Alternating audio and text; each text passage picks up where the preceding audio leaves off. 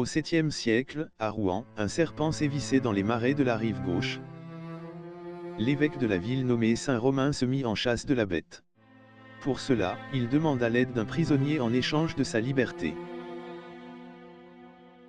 Après avoir terrassé l'animal, l'évêque gracia le criminel. Le roi Dagobert, alias Clovis II, ravi de leur exploit, accorde à l'évêque Saint Romain le droit de libérer un prisonnier par année. Saint Romain meurt le 23 novembre de l'année 639, ses reliques sont transférées à la cathédrale de Rouen en 1090. C'est alors à ce moment que la foire Saint-Romain naquit et continue de nos jours. Entre 1090 et 1790, plus de 350 criminels furent libérés le jour d'ouverture de la foire, à savoir le 23 novembre.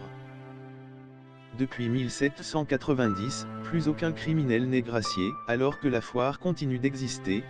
Mais en êtes-vous certain? Ce que vous ne savez pas, c'est qu'au moment de la libération des prisonniers chaque année durant la foire, des morts suspectes avaient lieu. Comme des empoisonnements, des coups de couteau ou des maladies suspectes. Coïncidence? Je ne pense pas. La libération des prisonniers avait un but bien précis, éliminer les opposants à l'évêque Saint Romain et ses successeurs dans le but de régner sur la France en secret grâce à une organisation secrète dont le symbole est le serpent.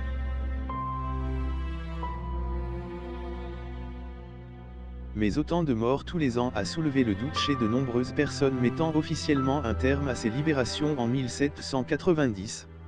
Mais cela n'a pas suffi à arrêter la purge de l'organisation secrète.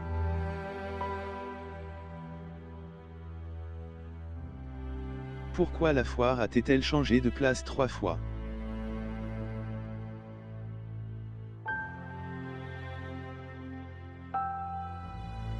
Pour faire oublier les décès successifs.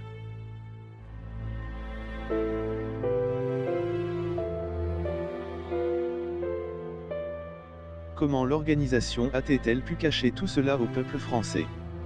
Grâce à l'aide du gouvernement. L'Église paye le silence de l'État pour garder ce secret, mais de nombreuses inattentions ont été faites par les présidents et nous révèlent la grande supercherie.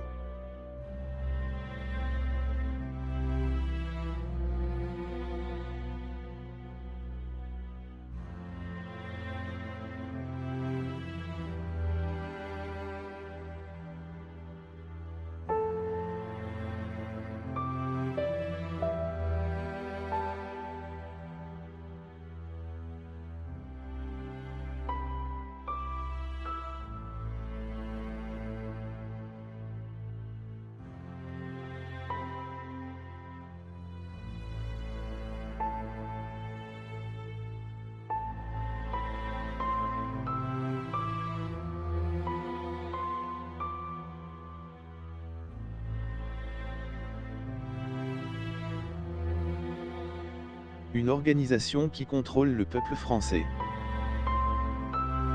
Une organisation qui envoie ses disciples dans les plus grands postes du gouvernement.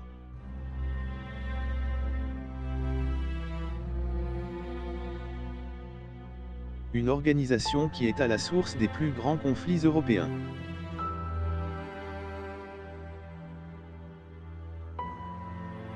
Nous ne pouvons rien changer, l'organisation a déjà pris le contrôle, la seule façon de s'en sortir est de rejoindre l'organisation. De rejoindre Anguise.